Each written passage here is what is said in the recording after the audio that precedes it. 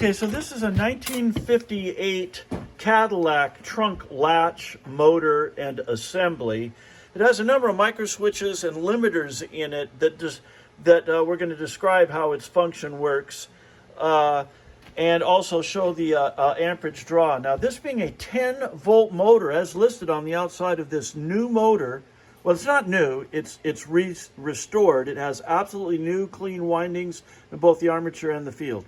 But these windings, as a 10-volt motor, are likely designed for the short period of time that it operates to have extra energy.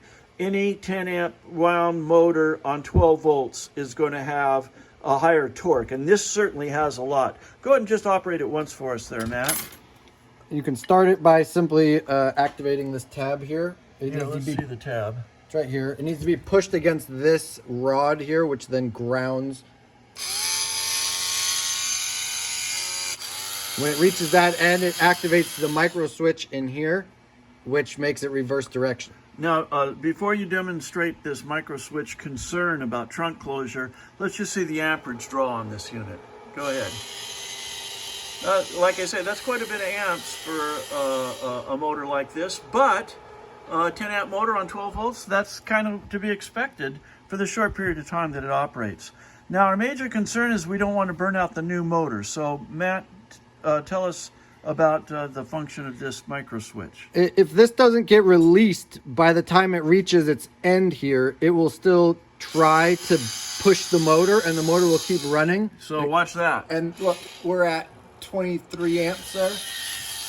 Because the tab hasn't been released and it's still, the motor is still energized. But the other switch has been activated, which would turn off your light on your dash. So the light could be actually off on the dash, but because of the adjustment of the trunk catch, if this is not released, it could be drawing 20 amps, right? Yep. With the light off. So it's important to make sure that before this reaches the end of its travel, the latch mechanism needs to release this from touching this rod right here.